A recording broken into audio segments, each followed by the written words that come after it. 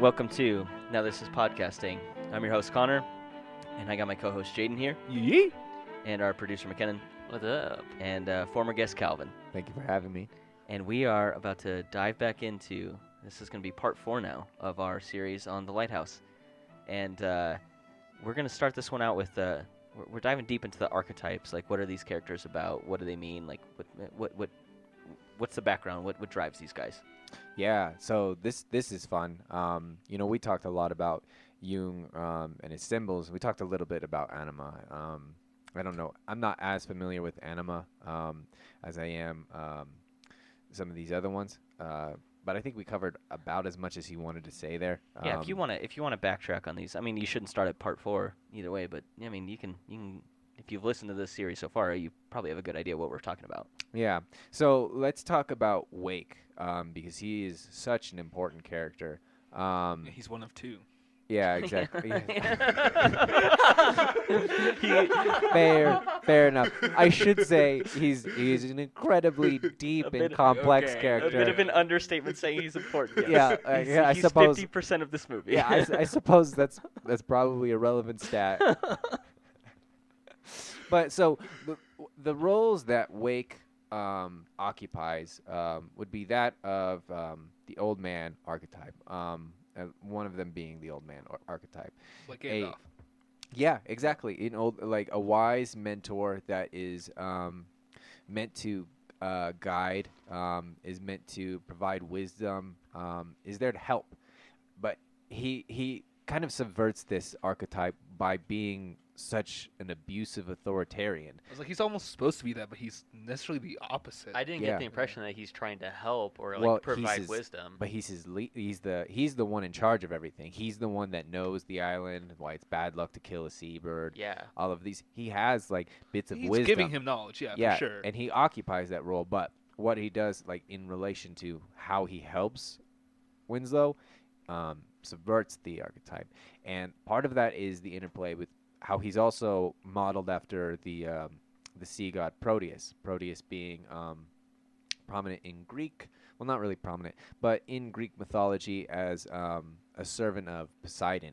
And Proteus is really interesting because he is more of like a river god, and he will give visions of the future if you can catch him. He's constantly changing form, and which is, I mean, clearly in this film is such a big thing. Like, he's always changing his story. Like, what did he break his leg? Was it gangrenous? Was he ever a sea captain?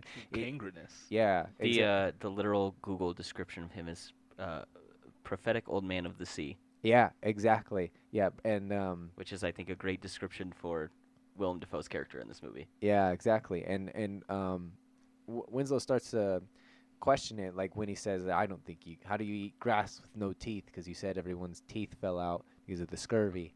And he says you just pull it up and swallow it. I don't believe you. He's starting to see through, which is just a great line. Yeah, exactly. You know how you eat grass? You pull it out and swallow it. Like, yeah. It's a great line. Also reference to his penis. You're probably not wrong, man. You're probably not wrong. Probably not too far off the track. But yeah, so Proteus and the interplay between that and the old man archetype are really important because the both being prophetic. Proteus obviously being someone who could tell the future, and then also all of the lines that proved to be so prophetic within the film itself. Bad luck to kill a seabird, and then the winds change and they're stuck on the island.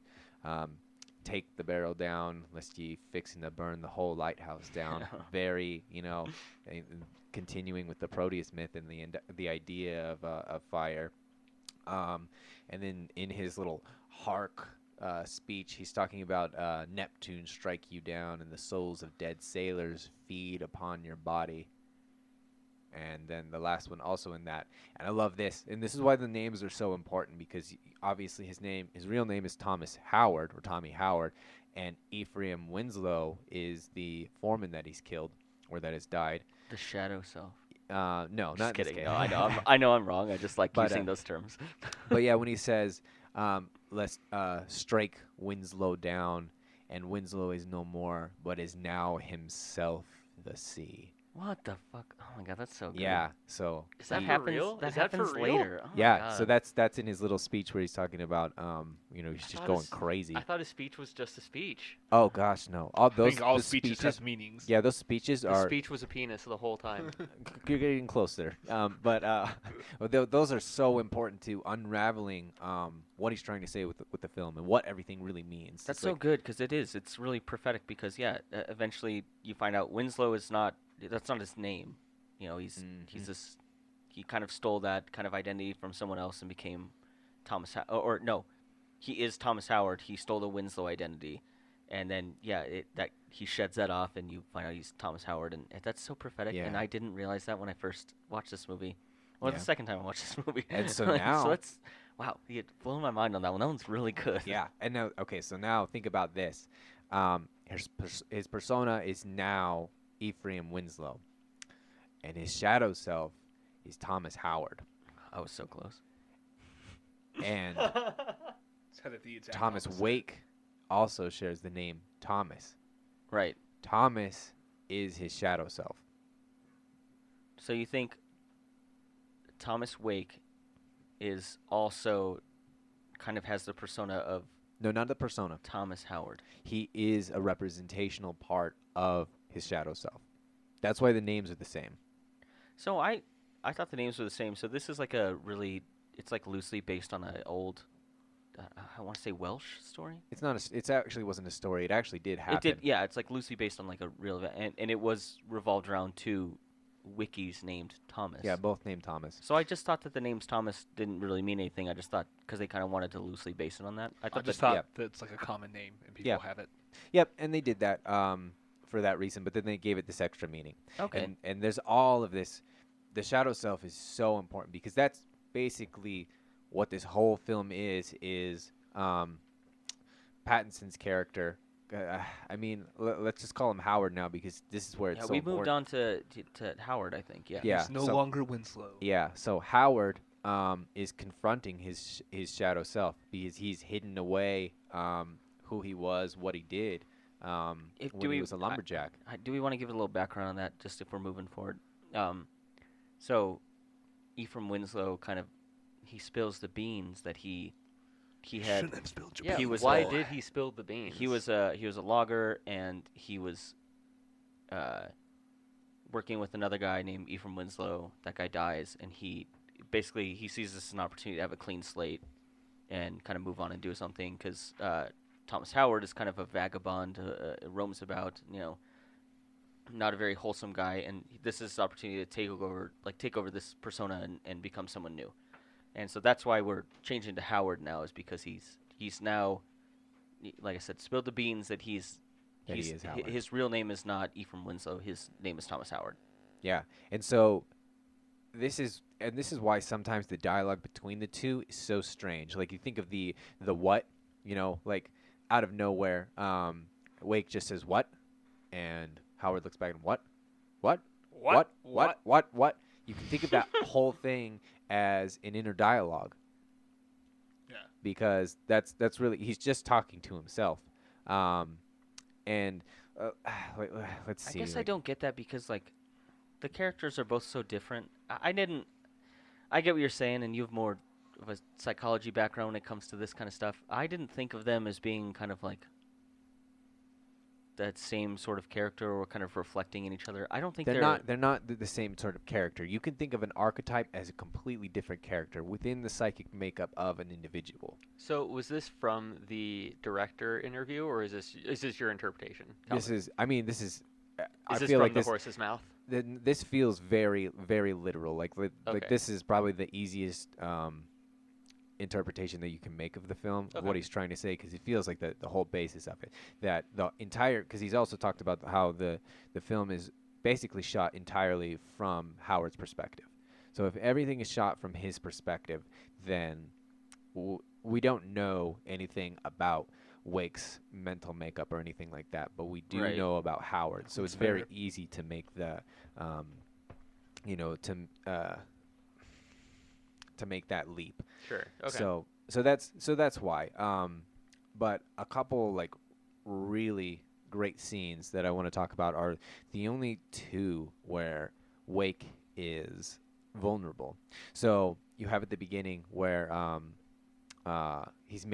where Howard is making fun of Wake about killing a seabird, and it's just that's just wives' tales or tall tales, and he slaps him. Wake slaps him, and he stands up. I'm sorry, Howard stands up, and you see this camera from below looking up at Howard, and you see his shadow behind him, and Wake does this weird little head bob thing, and looks down and says, don't mind me, boy. And he's seeing like the one part is that there's this shadow switching. Like you can think of Wake as being a real character as well. I think it functions that he is a real human, but he is confronted with the guilt of killing his second, because you don't kill a seabird, and with the motif of the one-eyed seagull.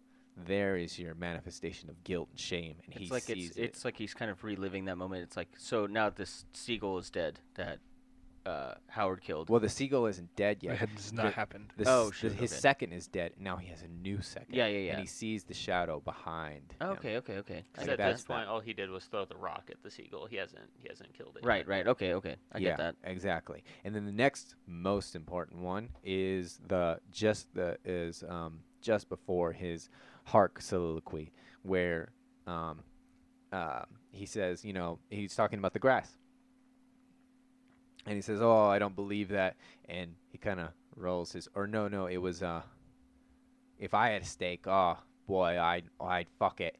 And he does the same head roll, right, and stares down like, "Oh, you don't," because at this point too, Howard is still standing. Yeah, like, yeah. You don't like? He's like absolutely drunk at this point. Yeah, yeah, going off. And he's like, "You don't like me cooking?" And he's very vulnerable. He's a different persona. I think like those are the real person. Like not seen by Howard, but seen from the eyes of Wake himself, because they're real characters that they feel emotions, and that power dynamic has shifted. So that's what's so interesting. And like again, you see the shadow projected behind Pattinson, and that's again same thing, kind of coming to terms with this shadow self. Do you think of Wake as like a trickster character as well? I know you talk about him as like kind of the old man archetype. I see him a lot as a trickster throughout this movie. I see him as a little bit of a trickster, but I think the thing is he is a traditional old man archetype, and also Proteus. And Proteus was notorious for changing shape and trying to keep his secrets to himself. If you caught him, wouldn't those be like parallels to something a trickster would do? Yeah, I mean that's the thing. It's like I don't think that he functions better. I could see both, but like the thing is the way that the old man works as a mentor, as a guide, and you have this Oedipus complex basically between Wake and Howard, where Howard is sexually, like there's all of this tension between them, and he's a father figure to him. You ain't my father. Yeah. So that is all implicit. So that's why I'd say more of an old man, because he's not specifically trying to trick him. He is just trying. He's the one with the power. Jane just made a big look, because I agree. I believe Jane, he's trying to trick him the whole movie. Yeah. Okay. Yeah. I'd be interested to see why you think that. I think he's fucking with his concept of time. I mean, he's telling him that he did things that like literally Wake just did himself. He's like, you chased me around with that axe or whatever, when Wake was the one who was just doing it, and he's just fucking with his mind the entire movie.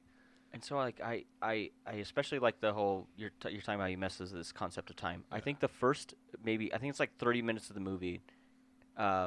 It's kind of well established how far along they are, like how long they've been on the island. And then you like lose that. It's like oh, we've been here 2 weeks, and they're like, and then it's like they establish like, oh, the tender's coming tomorrow.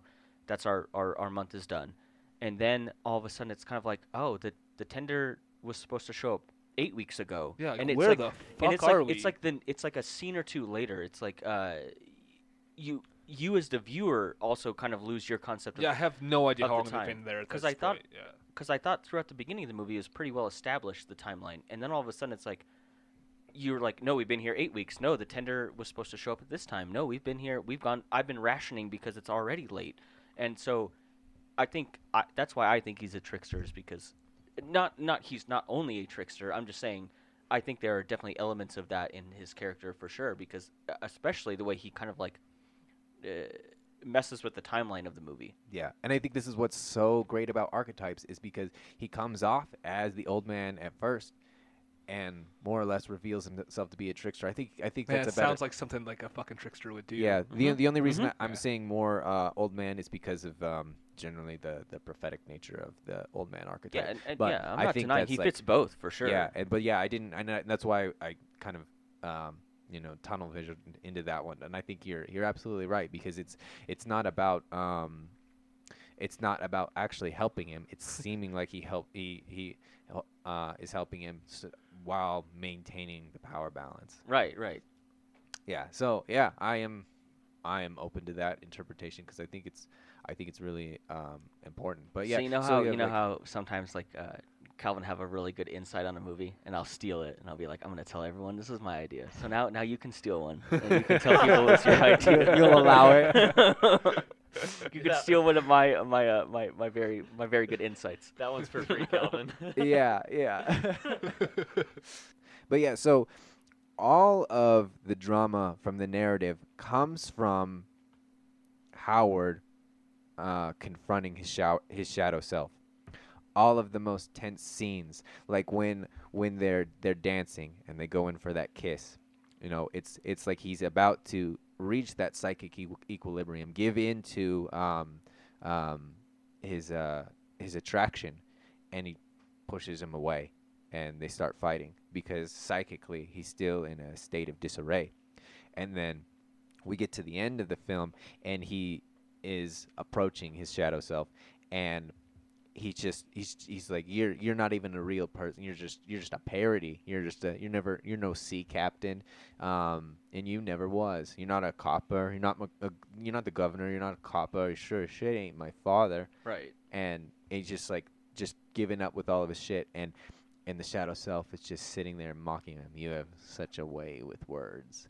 And he also says to him, like, you're like you think you've got me all figured out, but I see you like you're an open book, a picture, says I. And the shadow self just mocking him. So instead of actually, giving in to and resolving the conflict, they just fight. Like he starts beating the shit out of him, and all of a sudden Proteus reveals his form. He's like, you're killing me. You're killing me. Yeah.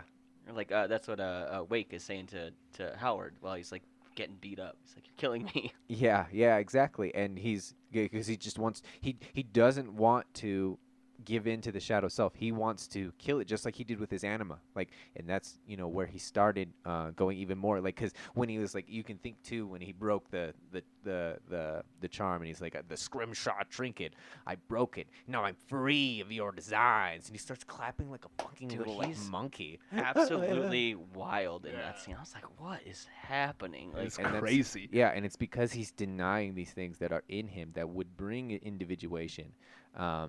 Rather than incorporating them into his self and his real self.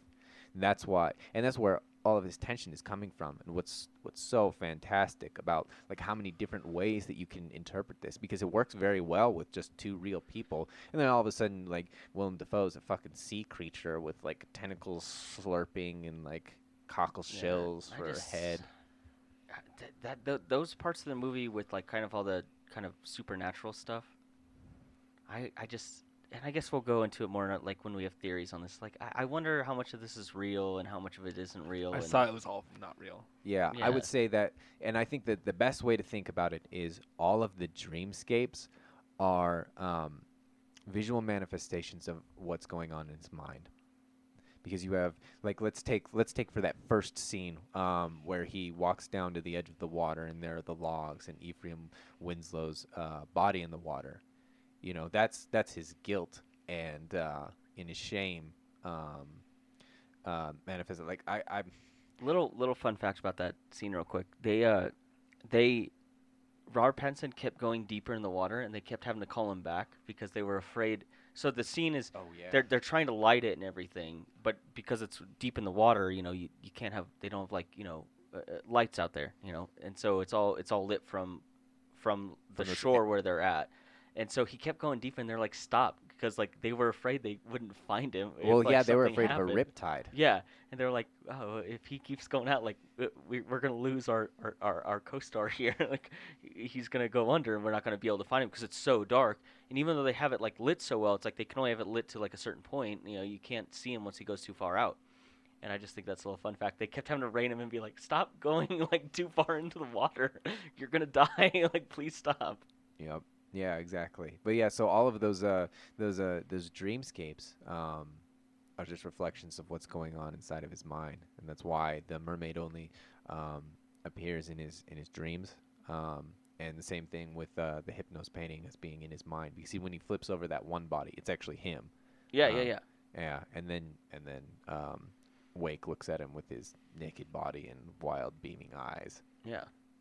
I guess I had a hard time because there's just so much kind of, like I said, like kind of fantasy stuff that happens here, and it's like I don't know what's real and what's not, and so I guess there's some of the dream stuff that you're talking about.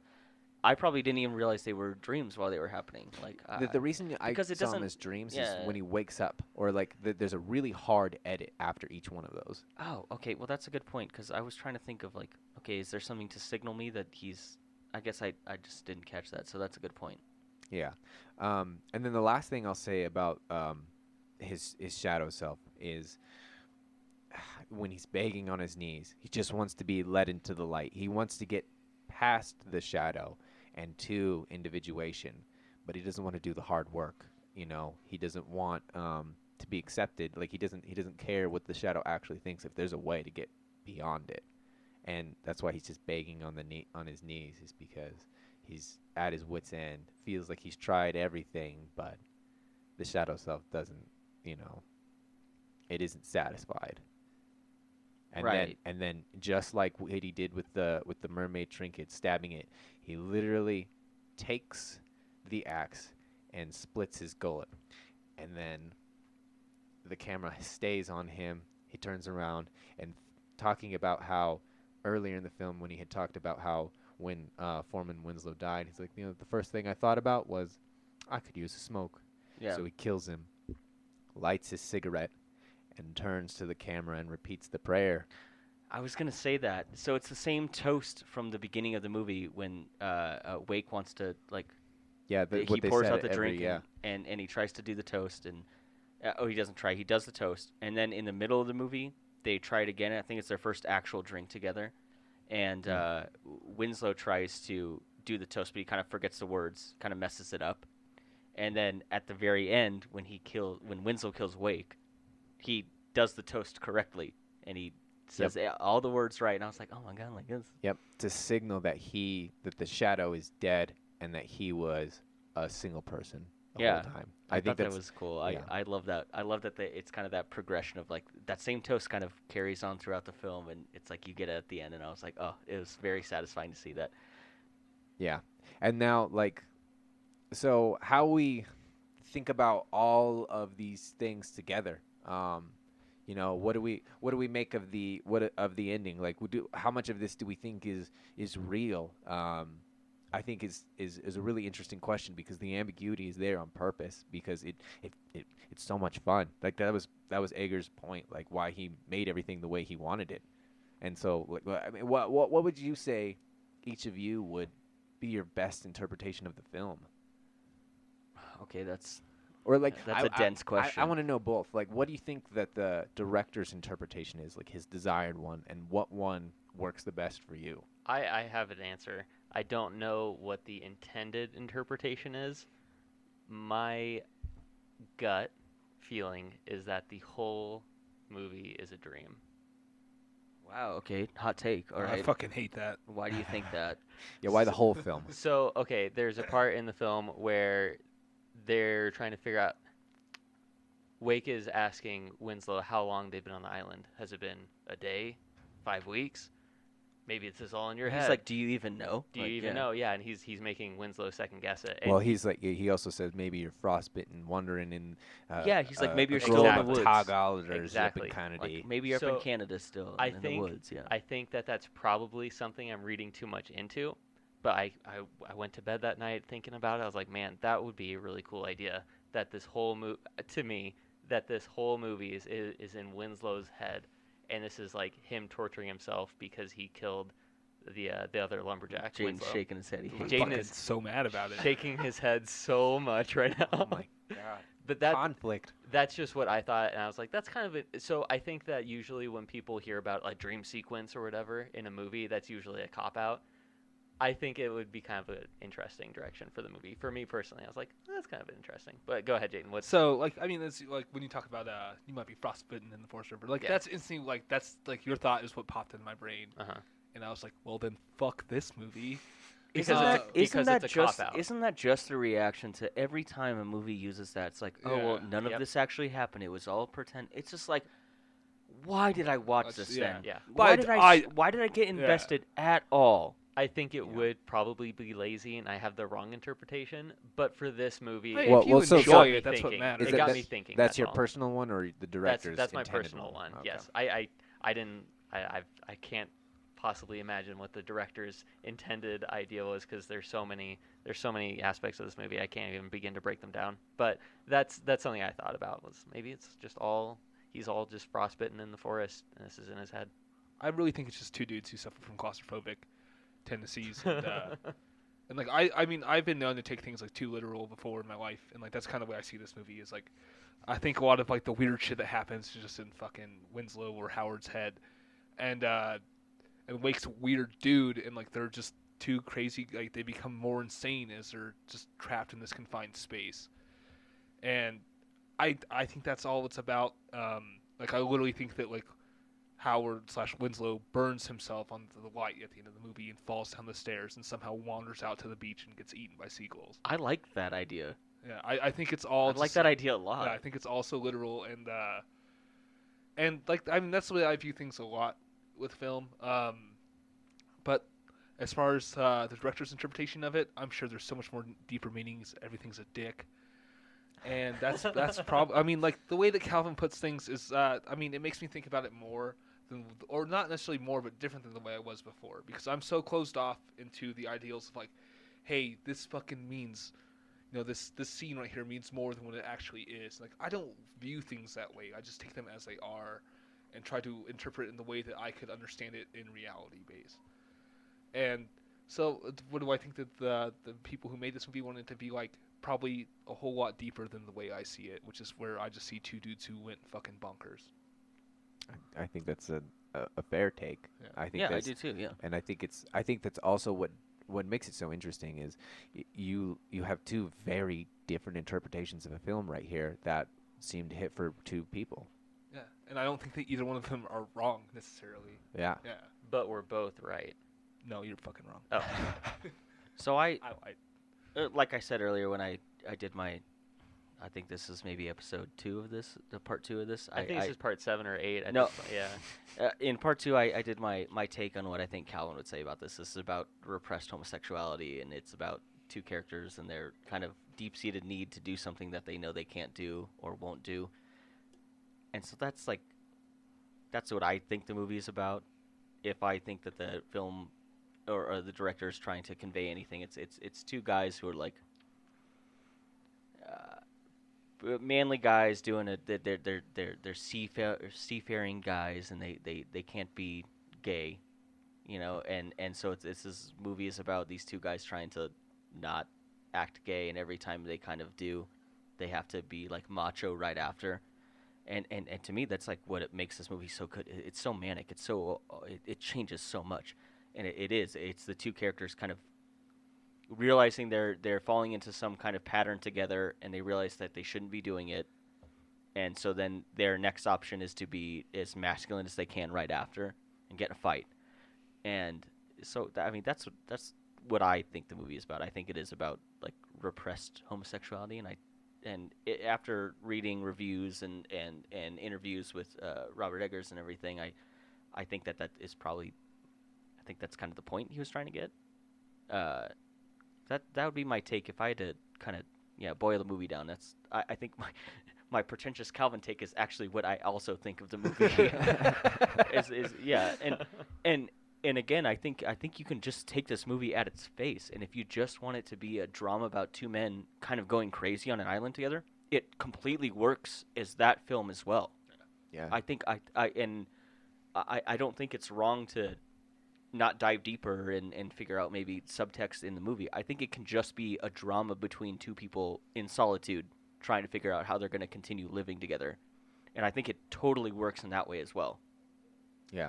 And I'd say, personally for me, that I think that that there are elements that they see in each other, and those are the shadow selves, but they are two real people. And the reason I say that they're two real people is because when they first get on the island, two people leave. So clearly those are two physical people that don't exist in their minds, because that wasn't from Howard's perspective or Winslow's perspective. That was something objective from the director's point of view.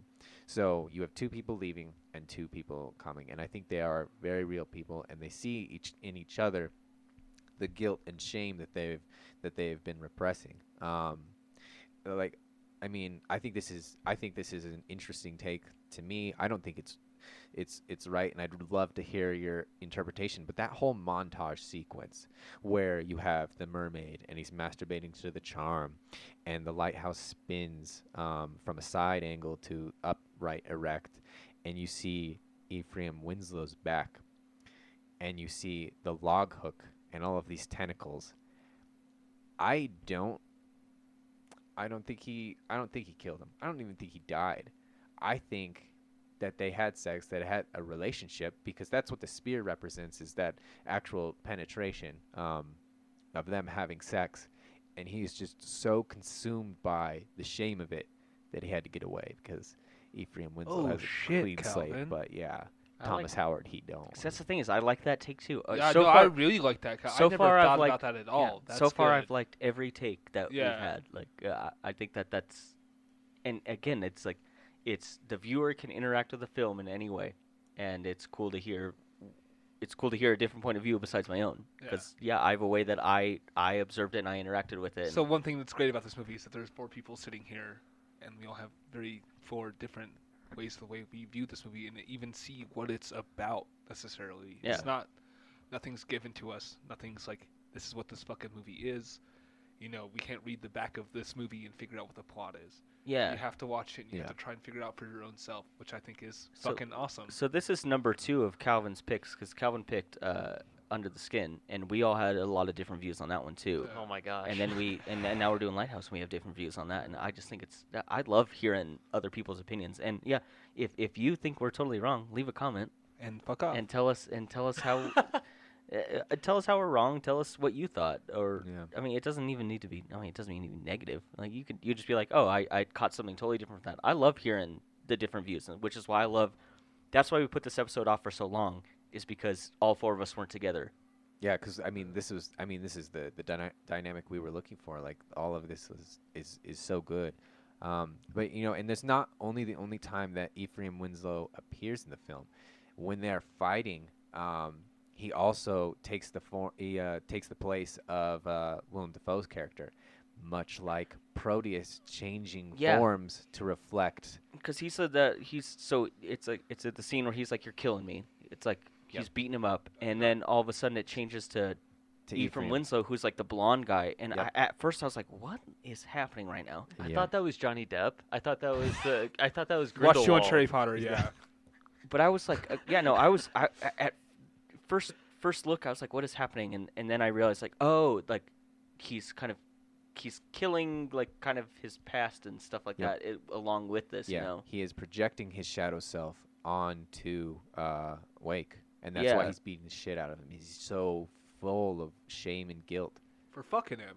Yep, exactly. I think that you're right, Calvin. Yeah, and further to that, like, I think the crux of how you interpret this film and how much you enjoy it is Wake's burial. I like to think of it as Wake's funeral, a nice little fun little play on words. Because awake is a funeral. Okay, I get yeah, it. yeah, yeah. Oh my gosh, I get it. Yeah, Jesus exactly. fucking Christ. Welcome to the party, McKinnon. But when he's being buried in dirt, I probably watched that speech like a half dozen times now. It's He's such a good insanely actor. good. Yeah, Oh my gosh. it's beautiful. He says, "What protean forms swim up in men's minds?" And protean being changeable, like it's a word that we actually have in English now that comes from the myth of Proteus as being something that takes forms and different shapes, and so that's literally what he's talking about, is how the shadow comes into our minds and it takes different shapes and is I think it's I can't remember if it's melted or destroyed by hot Promethean plunder, and that's where you get the other than the visual representations, like you can see from a thematic standpoint too, where he's tying in the Prometheus myth, and that I'd love to know, like, do you all remember the dialogue from that scene that you could probably tie to the end of the film? I mean, I just I'm wondering. sorry, what? Yeah, like the dialogue from the While he's from being buried. yeah, like how much of that did you catch? Okay. Not much, dude. I'm gonna be honest with you. Like, To be honest, I was like really enthralled with just the fact that he's taken heaps of dirt in his face, and throwing it like in his and it's mouth like, and it's like stuff, still yeah. doing the speech. I was more into just like him as an actor, Not pulling like that necessarily off. what he was saying. Yeah, I would- And, Yeah. and I guess that's probably the wrong thing if I'm gonna do. Yeah, no, it should have been more re- attentive to what he was speaking. If I'm But gonna that's review amazing. and analyze this movie, I should have listened to the words. But at the whole time I watched, I was like, "What a fucking job acting right there!" I was the like, performance was more important than what he was actually saying to me. Yeah, I That's was funny like, because this is- I think the opposite. Like I think Yeah. it's an amazing importance, but I'm sure the like- speech is like- incredibly important. Yeah, like well, I mean, like an incredible performance, but the semantics of what he's actually talking about Yeah. is so important too, because he talks about the others still blind, not taking the light. For that, they get to see all the divine graces of Fiddler's Green, but those that do see the light, they'll be punished. And I think the reason is like because he's being punished is because his shadow self was the gatekeeper. He didn't go through the proper channels through his shadow self. He killed him, and so he took what wasn't something that had to be given. It couldn't be taken, and that's why he ultimately dies. Is because he didn't approach individuation the right way. "Right, well, man, now I gotta Easy. watch it again." Yeah, dude. me same, I feel like I missed so much because this film is so dense, which is why we've been talking about it since. Oh my God! This Like is what, why it's been this like is a this is why this 6 is a hours. multi-part series, Yeah. because we had a lot to say about it. So please leave a comment of an easier movie for us to watch so we can take, think we're gonna do take a Up. break. Yeah. Yeah, let's watch something really nice. I and mean, we should easy. do our favorites list, and I think Yeah, I think we'll Up, move on Up to will be favorites. a nice Oh, appetizer. we could if we do our favorites, like it's not gonna get easier. For you, you're going last. For the rest of us, it'll be Yeah. a nice break Well, from a that's the movie same. like this. We'll start with mine. We'll ease into it with the movie Up, which is not that Right. complicated. Right. All right. I like that idea. I would love to watch Up now. I really like that idea. So, I think are we ready to wrap this one up? Yes, please. I mean, I feel like I've talked about everything right now. We could probably add a couple more hours another time. All right. Okay, so be ready for the The director's cut. yeah, Oh we'll have a longer Calvin edition. We'll cut. have we'll have part 1, part 2. We'll have a read along with Jung's archetypes. Calvin the Volume extended 9. version. And You might as so- well just do commentary on it then, huh? Yeah, right. Yeah, and I actually like the idea of doing the commentaries. If anyone listened to our last episode, it was about we did a commentary on Avatar, and if we have comments or likes, or if anyone wants to hear that again, well, I'm ready to sit down and watch this movie again. And we could I do am it. too. Yeah, it would we be could- fun to do with the boys. Yeah, we could do Yeah. that. So yeah, a room just, full of phalluses. and the phalluses, as they call us. yeah. Drinking 4 with the dicks in the phalluses. vagina of a basement. So Good phalluses. Okay, stop saying palaces. I like the idea of doing that. If anyone is listening and they'd like us to do it again, let us know. And if anyone has just an idea again of like a movie you want us to watch, maybe it's your favorite, maybe it's something you haven't seen before, and you just want to hear our opinion on it, I'd like to hear that. And with that, I think we're all wrapped up here. I think this is a pretty dense movie that we got through, and hopefully you take the time to listen to all the parts. And I had a really fun time doing this, and I think all the boys did too. So with that, I'm your host Connor. I have my co-host Jaden. Yep. And our producer McKinnon. What's up? And our former guest Calvin. Thank you for having me. And thank you for listening, everyone.